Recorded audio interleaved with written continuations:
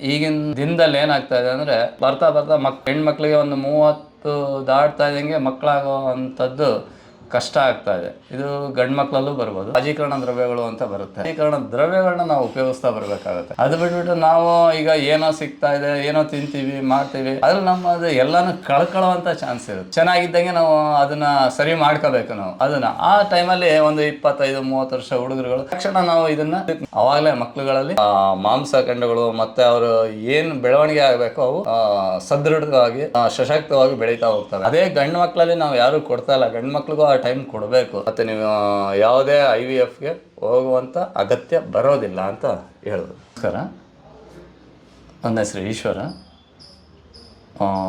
ಚಮಲಾಪುರ ಬೀದಿ, ಗಾಣಗರಿ ಚೌಟ್ರಿ, Nanjangud. Phone number ಬಂದು 8970382103.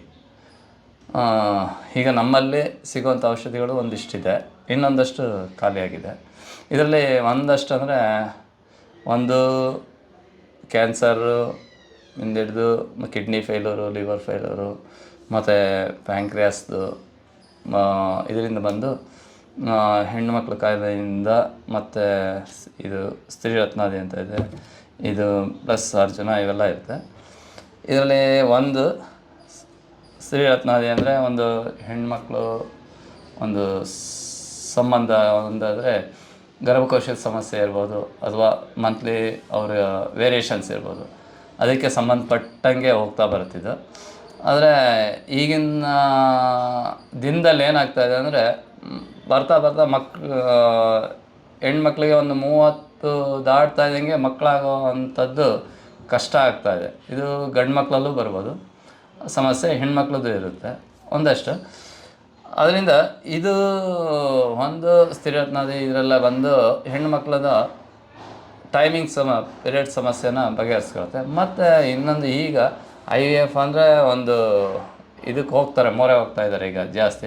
ಅದ್ರ ಬದಲು ನಾವು ಗಂಡು ಮಕ್ಕಳಲ್ಲಿ ಒಂದು ಏನೋ ಅವರದ್ದು ಕೌಂಟಿಂಗ್ ಇದೆ, ಅದನ್ನು ಈಸಿಯಾಗೆ ಒಂದು ಅವರದ್ದು ಜಾಸ್ತಿ ಮಾಡ್ಕೊಳ್ಬೋದು. ಅಥವಾ ಏನಾದರೂ ಹೆಣ್ಮಕ್ಳಲ್ಲೇ ಆಗಲಿ ಗಂಡು ಮಕ್ಕಳಲ್ಲೇ ಆಗಲಿ ತಮ್ಮ ಏನಿದೆ ಅದು ಈಗ ಏನು ನಿಲ್ತಾ ಇದೆ ಅದನ್ನು ಮುಂದಕ್ಕೆ ತಳ್ಕೊಂಡು ಹೋಗ್ಬೋದು, ಮುಂದಕ್ಕೆ ಹಾಕೊಂಡು ಹೋಗ್ಬೋದು. ಈಗ 30 ವರ್ಷ ಆಗಿದೆ, ಆದರೆ 40 ವರ್ಷ ಆದ್ರೆ ಮಕ್ಕಳಾಗಲ್ವಾ? ಆಗುತ್ತೆ, ಮಾಡ್ಕೋಬೇಕು. ಅದನ್ನು ನಾವು ಉಳಿಸ್ಕೊಳ್ಬೇಕು. ನಮ್ಮ ಏನಿದೆ ಒಂದು ವೀರ್ಯ ವೃದ್ಧಿ ಮಾಡ್ಕೊಳ್ಳುವಂಥದ್ದು. ಮತ್ತು ಹೆಣ್ಮಕ್ಳಲ್ಲೂ ಅಷ್ಟೇ, ಅವ್ರದ್ದು ಏನಿದೆ ತಾಯ್ತನನ ಇನ್ನು ಮುಂದೆ ಉಡ್ಕೊಂಡು ಹೋಗುವಂಥದ್ದು. ಇಂಥದ್ದೆಲ್ಲ ಏನಂದರೆ ಅವೆಲ್ಲ ಬರುವಂಥದ್ದು ಒಂದು ವಾಜೀಕರಣ ದ್ರವ್ಯಗಳು ಅಂತ ಬರುತ್ತೆ. ಆ ವಾಜೀಕರಣ ದ್ರವ್ಯಗಳನ್ನ ನಾವು ಉಪಯೋಗಿಸ್ತಾ ಬರಬೇಕಾಗುತ್ತೆ. ಅದು ಬಿಟ್ಬಿಟ್ಟು ನಾವು ಈಗ ಏನೋ ಸಿಗ್ತಾ ಇದೆ, ಏನೋ ತಿಂತೀವಿ, ಮಾಡ್ತೀವಿ, ಅದ್ರಲ್ಲಿ ಅದು ಎಲ್ಲನೂ ಕಳ್ಕೊಳ್ಳುವಂಥ ಚಾನ್ಸ್ ಇರುತ್ತೆ.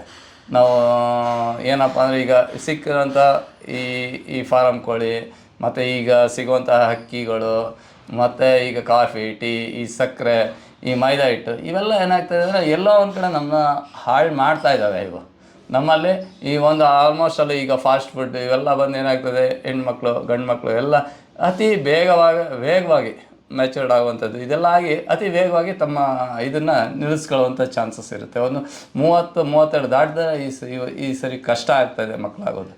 ಅದಕ್ಕೆ ಏನಾಗ್ತದೆ ಅಂದರೆ ಅಲ್ಲಿ ನಾವು ಒಂದು ಗಿಡಮೂಲಿಕೆಗಳಿಂದ ನಾವು ಕಾಡಿಂದ ಸಿಗುವಂಥ ಒಂದಷ್ಟು ಗಿಡಮೂಲಿಕೆಯಿಂದ ನಾವು ರೆಡಿ ಮಾಡ್ತೇವೆ. ಆದರೆ ಇನ್ನೂ ಈಸಿ ಮೆಥಡ್ ಅಂದರೆ ನಾವು ಮನೆಯಲ್ಲಿ ಅಂದರೆ ನಾವು ಈಗ ಒಂದು ಎಕ್ಸಾಂಪಲ್ ಏನಂದರೆ, ಈಗ ಒಂದು ಹುದ್ದು ಬಗ್ಗೆ ಹೇಳಬೇಕು ಅಂದರೆ, ಒಂದು 8 ಲೀಟ್ರ್ ಹಾಲಿಗೆ 1 kg ಮಾಂಸ ಸಮ ಅಂತಾರೆ. 8 kg ಮಾಂಸಕ್ಕೆ 1 kg ಹುದ್ದು ಸಮ ಅಂತಾರೆ. ಅಂದರೆ 1 kg ಹುದ್ದು 8 kg ಮಾಂಸಕ್ಕೆ ಸಮ, 64 ಲೀಟ್ರ್ ಹಾಲಿಗೆ ಸಮ ಇರುತ್ತೆ. ಅದರಿಂದ ಏನಾಗುತ್ತೆ, ನಮ್ಮಲ್ಲಿ ಉಂಟಾಗುವಂಥ ಒಂದು ವೀರ್ಯಕ್ಷಯ, ಮತ್ತು ಹೆಣ್ಮಕ್ಳಲ್ಲಿ ಅವರು ಹಣ್ಣಾಣುಗಳ ಕ್ಷಯ, ಮತ್ತು ಇವನ್ನೆಲ್ಲ ತಿರ್ಗಾ ರೀವರ್ಕ್ ಆಗೋಂಗೆ, ಅದು ನಮ್ಮಲ್ಲಿ ಹಾಳಾಗಿರೋದನ್ನ ತಿರ್ಗಾ ಪುನಃ ತಿರ್ಗಾ ಪುನಃ ಅದು ಉತ್ಪತ್ತಿ ಆಗೋಂಗೆ ಮಾಡ್ತಾ ಬರುತ್ತೆ. ಅದ್ರ ಜೊತೆಗೆ ನಾವು ಇದನ್ನು ಸಿಂಪಲ್ಲಾಗಿ ನಮ್ಮಲ್ಲಿ ಈಗ ಚೆನ್ನಾಗಿದ್ದೀವಿ, ನಾವು ಚೆನ್ನಾಗಿದ್ದಂಗೆ ನಾವು ಅದನ್ನು ಸರಿ ಮಾಡ್ಕೋಬೇಕು. ನಾವು ಅದನ್ನು ಆ ಟೈಮಲ್ಲಿ ಒಂದು 25-30 ವರ್ಷ ಹುಡುಗರುಗಳು ತಕ್ಷಣ ನಾವು ಇದಕ್ಕೆ ಮೊರೆ ಹೋದರೆ ಹುದ್ದು ಕಾಯಿ, ತೆಂಗಿನಕಾಯಿ ಬರುತ್ತಲ್ಲ, ತೆಂಗಿನಕಾಯಿ ಈಗ ಆರ್ಗ್ಯಾನಿಕ್ ಆಗಿ ಆಲ್ಮೋಸ್ಟ್ ಅಲ್ಲಿ ಮುಕ್ಕಾಲು ಭಾಗ ಆರ್ಗ್ಯಾನಿಕ್ ಆಗೇ ಇರುತ್ತದು. ಅದು ಜಾಸ್ತಿ ಎಲ್ಲೂ ಕೆಮಿಕಲ್ ಹಾಕಲ್ಲ. ಅದರಿಂದ ತೆಂಗಿನಕಾಯಿಯೂ ಅಷ್ಟೇ, ಎಷ್ಟು ಸ್ಟ್ರೆಂತ್ ಅಂದರೆ ಒಂದು ತೆಂಗಿನಕಾಯಿ ತಿಂದುಬಿಟ್ರೆ ನಿಮ್ಗೆ ಒಳ್ಳೆ ತಾಕತ್ತಿರುತ್ತೆ. ಆದರೆ ಅರಗಿಸ್ಕೊಳ್ಳೋದು ಕಷ್ಟ ಅದು. ಆದರೆ ಅದನ್ನು ಅರಗಿಸ್ಕೊಬಿಟ್ರೆ ನೀವು ಸ್ವಲ್ಪನೇ ರೂಢಿ ಮಾಡ್ತಾ ಬನ್ನಿ. ಅದನ್ನು ಉಪಯೋಗಿಸ್ತಾ ಉದ್ದು ಕಾಯಿ ಎರಡೂ ಸೇರಿಬಿಟ್ರೆ ನಿಮ್ಗೆ ಒಳ್ಳೆ ಸ್ಟ್ರೆಂತ್ ಇರುತ್ತೆ. ಮತ್ತು ಒಂದು ಕೌಂಟಿಂಗು ಜಾಸ್ತಿ ಆಗುತ್ತೆ, ಮತ್ತು ಕ್ವಾಲಿಟಿನೂ ಜಾಸ್ತಿ ಆಗುತ್ತೆ, ಮತ್ತು ಒಂದು ಸ್ಟ್ರೆಂತಿಯಾಗಿ ಮತ್ತು ಇದು ಅದನ್ನು ನೀವು ಒಂದು ಅಟ್ಲೀಸ್ಟ್ ಒಂದು ಹುದ್ದನ್ನು ಏನು ಮಾಡಿ ಅಂದರೆ ಪೌಡ್ರ್ ಮಾಡಿ ಇಟ್ಕೊಳ್ಳಿ. ಒಂದು ಸ್ವಲ್ಪ ಕೆಂಪಗಾಗೋಮಟ್ಟ ಹುರ್ಕೊಂಡು ಅದಕ್ಕೆ ಪೌಡ್ರ್ ಮಾಡಿ ಇಟ್ಕೊಂಡು ಅದಕ್ಕೆ ಕೊಬ್ಬರಿನ ಅಥವಾ ಕಾಯಿನ ಅದನ್ನು ಬೇಕಾದ್ರೆ ನೀವು ಪೌಡ್ರ್ ಮಾಡಿ ಇಟ್ಕೊಂಡು 1 ಲೋಟ ಹಾಲಿಗೆ ಹುದ್ದು ಮತ್ತು ಕಾಯಿ ಕೊಬ್ಬರಿನ ಎರಡನ್ನೂ ಒಂದೊಂದು ಸ್ಪೂನು ಅಥವಾ 2 ಸ್ಪೂನಷ್ಟು ಹಾಕಿ ನಾವು ಕಲಿಸ್ಕೊಂಡು ಅದನ್ನು ಕುಡಿಯುವಂಥ ಅಭ್ಯಾಸ ಬೆಳಗ್ಗೆ ಸಂಜೆ 2 ಅಥವಾ ದಿನಕ್ಕೆ ಒಂದು ಸಮಯ ಮಾಡಿದ್ರೂ ಮುಕ್ಕಾಲು ಭಾಗ ಸಾಕಾಗುತ್ತೆ. ಅದು ಅಷ್ಟು ಇದಿದೆ, ಸಾಕು. ಅಷ್ಟರಿಂದ ನಿಮ್ಮಲ್ಲಿರುವಂಥ ಒಂದು ಏನಿದೆ ವೀರ್ಯವೃದ್ಧಿ ಆಗ್ತಾ ಬರುತ್ತೆ ಅಷ್ಟು. ಮತ್ತು ನೀವು ಈ ಬೇರೆ ಯಾವುದಾದ್ರೂ ಹೋಗುವಂಥ ನೀವು IVF ಇವಕ್ಕೆಲ್ಲ ಹೋಗುವಂಥದ್ದನ್ನ ಅವಾಯ್ಡ್ ಮಾಡ್ಕೋಬೋದು. ಅದರಿಂದ ನೀವು ಫಸ್ಟ್ ನಾವೇನಿಲ್ಲ ಊಟದಲ್ಲಿ ನಾವು ಇದು ಮಾಡಿ ಫಸ್ಟ್ ಈ ಹುದ್ದು ನಮ್ಮಲ್ಲಿ ಆಯುರ್ವೇದದಲ್ಲಿ ಯಥೇಚ್ಛವಾಗಿ ಬಳಕೆ ಇದೆ. ಮತ್ತು ನೆಕ್ಸ್ಟ್ ಏನಪ್ಪ ಅಂದರೆ ಈ ನಮ್ಮ ಹಿಂದಿನ ಕಾಲದಲ್ಲಿ ಇದು ಬರುತ್ತಲ್ಲ ಹೆಣ್ಮಕ್ಳುಗಳಿಗೆ ಈಗ ಒಂದು ಅವರು ಮೆಚೂರ್ಡ್ ಅಂತ ಏನು ಹೇಳ್ತೀವಿ ಇದು ಆವಾಗ ಕೊಡುವಂಥ ಮೇಯ್ನ್ ಇದೇ ಹುದ್ದು ಕಾಯಿ ನೋಡಿ. ಆಗ ಕೊಬ್ಬರಿ ಮತ್ತು ಹುದ್ದನ್ನೇ ಕೊಡ್ತಾ ಬರೋದು ಹಿಂದಿನ ಕಾಲದವರು, ಬೇರೆ ಏನು ಕೊಡ್ತಾರಿಲ್ಲ. ಅದು ಕೊಟ್ಟರೆ ಆವಾಗಲೇ ಮಕ್ಕಳುಗಳಲ್ಲಿ ಮಾಂಸಖಂಡಗಳು ಮತ್ತು ಅವರು ಏನು ಬೆಳವಣಿಗೆ ಆಗಬೇಕೋ ಅವು ಸದೃಢವಾಗಿ ಸಶಕ್ತವಾಗಿ ಬೆಳೀತಾ ಹೋಗ್ತವೆ. ಅದೇ ಗಂಡು ಮಕ್ಕಳಲ್ಲಿ ನಾವು ಯಾರೂ ಕೊಡ್ತಾಯಿಲ್ಲ. ಗಂಡು ಮಕ್ಳಿಗೂ ಆ ಟೈಮ್ ಕೊಡಬೇಕು. ಆ ಟೈಮಲ್ಲಿ ಗಂಡು ಮಕ್ಳಿಗೆ ಕೊಡ್ದೇ ನಾವು ಹಾಳು ಮಾಡ್ತಾಯಿದ್ದೀವಿ. ಅದನ್ನು ನಾವು ನಮ್ಮ ಇದರಲ್ಲಿ ತಿಳ್ಕೊಳ್ಬೇಕದು. ಒಂದಷ್ಟು ಜನಕ್ಕೆ ಗಂಡು ಮಕ್ಳಿಗೂ ಕೊಡಿ. ಅವರು ಒಂದು 14 ವರ್ಷ ದಾಟ್ತಾ ಇದ್ದಂಗೆ ಗಂಡು ಮಕ್ಳಿಗೂ ಅದು ಕೊಟ್ಟೋದ್ರಿಂದ ಅವರು ಮುಂದೆ ವೀರಕ್ಷಯ ಆಗಲ್ಲ, ಅವರು ಲೈಂಗಿಕವಾಗಿ ಸಮರ್ಥರಾಗಿರ್ತಾರೆ. ಮತ್ತು ಅದನ್ನು ಆ ಟೈಮ್ಗೆ ಅಷ್ಟೇ ಅಲ್ಲ, ಅವರು ಕಂಟಿನ್ಯೂ ಅವರು ಮಕ್ಳುಗಳಿಗೆ ಅವರು ಜೀವನ ಪರ್ಯಂತ ಅವ್ರಿಗೆ ಎಷ್ಟು ಇದಿರುತ್ತೋ ಅಷ್ಟು ತಗೊಳ್ತಾ ಬರೋದ್ರಿಂದ ನಿಮಗೆ ಬೇರೆ ಬೇರೆ ಈಗೇನು ಲೈಂಗಿಕತೆಗೆ ಸಂಬಂಧಪಟ್ಟ ಏನೇನು ಮೆಡಿಸನ್ಗಳು ಅವು ಇವು ಅಂತ ತಗೋತಾರೋ ಮಾತ್ರೆಗಳು ಅವು ಯಾವ ಅವಶ್ಯಕತೆಯೂ ಇದರಲ್ಲಿ ಬರಲ್ಲ. ಮತ್ತು ಯಾರದೇ ಮೋರೆ ಹೋಗುವಂಥದ್ದು ಬರಲ್ಲ ಇದರಲ್ಲಿ. ಒಂದಷ್ಟು ಇದಿರ್ತವೆ. ಹಿಂದಿನ ಕಾಲದಲ್ಲಿ ನೋಡಿ ಒಬ್ಬೊಬ್ಬರು 3-4 ಜನ ಇದು ಅಂದ್ಕೊಂಡು ಅಂದರೆ ನಮ್ಮಲ್ಲಿದೆ ಒಂದು ದಶಸ್ತ್ರೀಯರು ಶತಸ್ತ್ರೀಯರ ಜೊತೆ ಸೇರ್ತಾ ಇದ್ದಾವೆ ಅಂತ ಹೇಳ್ತಾರೆ. ಅಂಥದ್ರಲ್ಲಿ ನಮ್ಮಲ್ಲಿ ಈಗ ಒಬ್ಬ ಇವ್ರನ್ನೇ ಮೇಂಟೈನ್ ಮಾಡೋದು ಕಷ್ಟ ಈಗಿನ ಸಮಯದಲ್ಲಿ. ಅಲ್ಲೆಲ್ಲ ಆಗ್ತಾಯಿದೆ ಅಂದರೆ ಅದು ವೀರ್ಯಕ್ಷಯ ಆಗ್ತಾಯಿದೆ ನಮ್ಮಲ್ಲಿ ಆ ಥರ. ಅದರಿಂದ ಏನಾಗುತ್ತೆ, ಅದನ್ನು ನಾವು ತಿರ್ಗಾ ಅದನ್ನು ಇಟ್ಕೋಬೇಕು ಅಂದರೆ ನಾವು ಈ ಮೆಥಡ್ ಸಖತ್ ಉಪಯೋಗ ಇದೆ. ಹುದ್ದೆ ನಿಮಗೆ ಮೇಯ್ನ್ ಇಂಪಾರ್ಟೆಂಟು ಅಷ್ಟಿದೆ ಇದರಲ್ಲಿ. ಹುದ್ದು ಬಿಟ್ಟರೆ ನಿಮಗೆ ನೆಕ್ಸ್ಟ್ ಇದರಲ್ಲಿ ಅಶ್ವಗಂಧ ಮತ್ತು ಶತಾವರಿ ಮತ್ತು ಕಾಡಲ್ಲಿ ಒಂದಷ್ಟು ಗೆಣಸುಗಳು ಸಿಗುತ್ತೆ. ಅವು ಇಮ್ಮಿಡಿಯಾಗೆ ಇನ್ಕ್ರೀಸ್ ಆಗುವಂಥವು ಸಿಗುತ್ತೆ. ಇದೆಲ್ಲ ಅದರದ್ದು ಲೇಹಗಳಿದೆ. ಈ ಥರ ಲೇಹಗಳು ಬರುತ್ತೆ. ಈ ಥರ ಲೇಹಗಳಲ್ಲಿ ಏನಾಗುತ್ತೆ ಅಂದರೆ ನಿಮಗೆ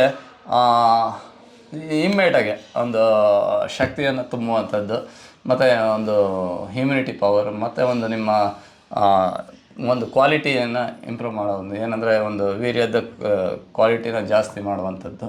ಈ ಥರ ಲೇಹಗಳು ಬರುತ್ತೆ. ಇದು ಅಶ್ವಗಂಧ, ಇವೆಲ್ಲ ಬೇರುಗಳು ಇವೆಲ್ಲ ಸೇರ್ತಾ ಬರುತ್ತೆ. ಆ ಥರದ್ದು ಒಂದಷ್ಟು. ಮತ್ತು ಇನ್ನೂ ಒಂದಷ್ಟು ಇದಿದೆ ಗೆಣಸುಗಳು, ಅವು ಎಫೆಕ್ಟಿವ್ ಆಗಿ ಕೆಲಸ ಮಾಡುತ್ತೆ. ಮತ್ತು ಅದು ಬಿಟ್ಟರೆ ಹೆಣ್ಮಕ್ಳು ಗಂಡು ಮಕ್ಳು ಇಬ್ಬರಿಗೂ ಕೊಡ್ಬೋದು. ಇದೇನು ಗಂಡು ಮಕ್ಳಿಗೆ ಕೊಡಬೇಕು ಅಂತ ಏನು ರೂಲ್ಸ್ ಇಲ್ಲ ಇದು ಅಂದ್ಕೊಂಡು. ಮತ್ತು ಈ ಥರ ಒಂದು ಇದರಲ್ಲಿ ಧಾತುಗಳನ್ನೆಲ್ಲ ಕ್ಲೀನ್ ಮಾಡ್ಕೊಂಡು ಇದು ಮಾಡುತ್ತೆ. ಇದು ಸ್ತ್ರೀರತ್ನಾದಿ ಅನ್ನೋದು ಇದು ನಿಮ್ಮ ಹೆಣ್ಣು ಮಕ್ಕಳುಗಳ ಗರ್ಭಕೋಶದ ಎಲ್ಲ ಸಮಸ್ಯೆಗಳನ್ನ ಬಗೆಹರಿಸ್ಕೊಂಡು ಇದಕ್ಕೆ ಸೇರಿರುವಂಥ ಗಿಡಮೂಲಿಕೆಗಳೆಲ್ಲ ಸುಮಾರು ಗಿಡಮೂಲಿಕೆಗಳು ಸೇರುತ್ತೆ. ಅವೆಲ್ಲ ಎಫೆಕ್ಟಿವ್ ಕೆಲಸ ಮಾಡುತ್ತೆ. ಇದಿಷ್ಟರಲ್ಲಿ ಇದೆ. IVFಗೆ ಹೋಗ್ಬೇಕಾದ್ರೆ ಏನು ಕಾರಣ ಅಂದರೆ IVFಗೆ ಹೋಗ್ಬೇಕು ಅಂದರೆ ನಮಗೆ ವೀರ್ಯಕ್ಷಯ ಆಗಿರೋದ್ರಿಂದ ನಾವು IVFಗೆ ಹೋಗ್ಬೇಕಾಗಿ ಬಂದಿದೆ. ಅದನ್ನು ನಾವು ನಮ್ಮ ತನನ ನಾವು ಉಳಿಸ್ಕೊಳ್ಬೇಕು ಅಂದರೆ ನಾವು ಕರೆಕ್ಟಾಗಿ ನಾವು ಇದು ಹೋಗ್ಬೇಕು. ಏನಪ್ಪ ಅಂದರೆ ನಾವು ನಮ್ಮ ವೀರ್ಯನ ಉಳಿಸ್ಕೊಂಡು ಹೋಗ್ಬೇಕು. ಅದನ್ನು ಹೆಚ್ಚಿಗೆ ಮಾಡ್ಕೊಳ್ಳೋದು ಎಲ್ಲಿದೆ ಅಂದರೆ ಹುದ್ದು ಇದರಲ್ಲಿದೆ. ಆದಷ್ಟು ಕಾಫಿ, ಟೀ, ಈ ಸಕ್ಕರೆ ಐಟಮು, ಈ ಮೈದಾ ಹಿಟ್ಟು ಮತ್ತು ಈ ನಾನ್ ವೆಜ್ಜಲ್ಲಿ ಫಾರಮ್ ಕೋಳಿ, ಇದಿಷ್ಟನ್ನು ಫುಲ್ ಅವಾಯ್ಡ್ ಮಾಡಿ ಆಟೋಮೆಟಿಕ್ಕಾಗಿ ಎಷ್ಟು ನ್ಯಾಚುರಲ್ ಆಗಿದೆ ಅಷ್ಟು ನ್ಯಾಚುರಲ್ ಆಗಿದೆ ಸಾಕು. ಆದಷ್ಟು ನಾಟಿ ಹಸು ಹಾಲು ಸಿಕ್ಕಿದ್ರೆ ಅದು ಬೆಟ್ರ್ ಇದೆ. ನಾಟಿ ಹಸು ತುಪ್ಪ ಇವೆಲ್ಲ ಉಪಯೋಗಿಸಿ.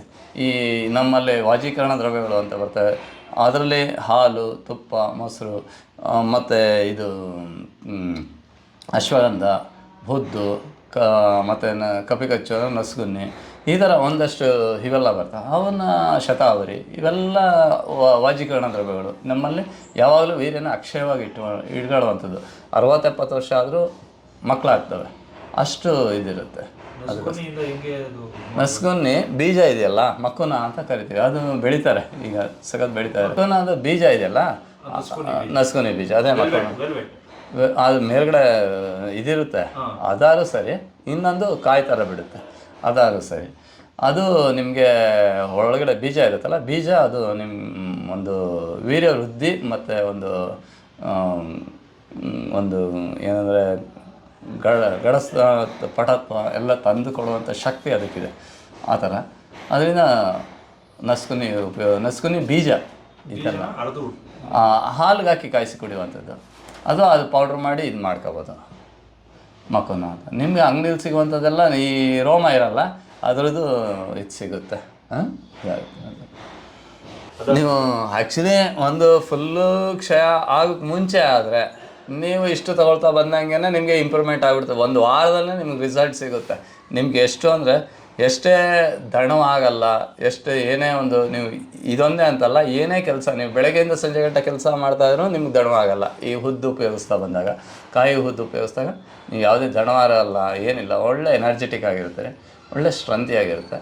ಆದಷ್ಟು ಒಂದು ಸ್ವಲ್ಪ ಹುದ್ದು ಕಾಯಿನ ಡೈಲಿ ಉಪಯೋಗಿಸುವಂಥದ್ದು ಅಡುಗೆಯಲ್ಲಿ ಇರಬೇಕದು. ಅದೊಂದು ಬೆಟ್ರ್ ಮೆಥಡ್ ಇದೆ. ಮತ್ತು ಇದನ್ನು ಉಪಯೋಗಿಸೋದ್ರಿಂದ, ಹಾಲಿಗೆ ಹಾಕಿ ಉಪಯೋಗಿಸೋದ್ರಿಂದ ನೀವು ತಕ್ಷಣ ರಿಸಲ್ಟ್ ಕಾಣ್ತೀರಿ, ಮತ್ತು ನೀವು ಯಾವುದೇ IVFಗೆ ಹೋಗುವಂಥ ಅಗತ್ಯ ಬರೋದಿಲ್ಲ ಅಂತ ಹೇಳ್ಬೋದು.